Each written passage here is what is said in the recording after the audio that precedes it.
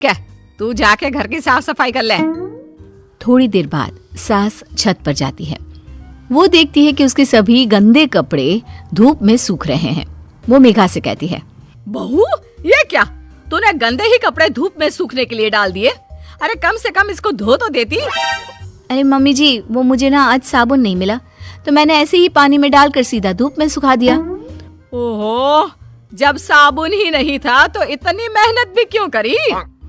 Mummy जी, आपको मेरी मेहनत की चिंता कब से होने लगी?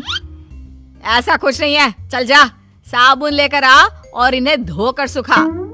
क्या मम्मी जी, आप भी अभी तो मेरी मेहनत की फिक्र कर रही थी और अब फिर से दोबारा मुझसे मेहनत करवाना चाहती है। अरे एक दिन की तो बात है, यही पहन लीजिए ना आप। बहू की बात पर हैरान आरती कुछ बोले बिना वहां से चली जाती है। थोड़ी देर बाद जब शाम होती है, आरती मेघा से कहती है, बहू आज खाना देगी या नहीं? भूखा ही रख रखा है सुबह से तूने। अरे लाती हूँ ना मम्मी जी। आरती को मेघा खाना देती है और जैसे ही आरती खाने का पहला निवाला अपने मुंह में डालती है, वैसे ही उसका मुंह जलने लगता है और गुस्से से तमतमाकर वो मेघा से कहती है, मेघा तुम पागल हो चुकी हो क्या? तुम सब भूल गई हो? अरे पहले कितना अच्छा बनाती थी सब, लेकिन अब तो सब कुछ सत्यानाश कर दिया है। क्यों मम्मी जी, अब मैंने क्या कर दिया? ये खाना देख रही है, इतना तेज नमक और लाल मिर्च तो तूने इतनी भरी हुई है कि मेरा मुंह जल रहा है इसे खाकर। अरे मम्मी जी, आपको ही तो थोड़ा तेज नमक और मसाले वाला खाना चाहिए था ना।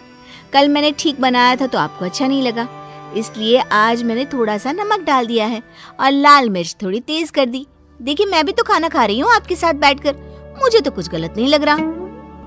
ये सब देखकर आरती अब बहू की प्लेट से एक निवाला खाती है तो उसका खाना बिल्कुल ठीक होता है। अब वो अपनी बहू की चतुराई समझ जाती है।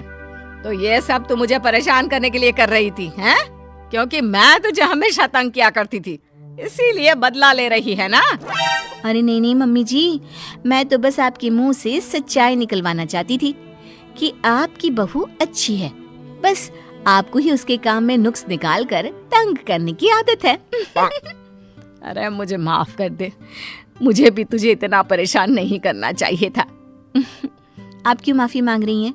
आप तो मेरी माँ जैसी हैं और माँ बेटी के बीच नोक-झोंक चलती रहती है, तभी तो कहानी में नमक, मिर्च, मसाला सब बना रहता है।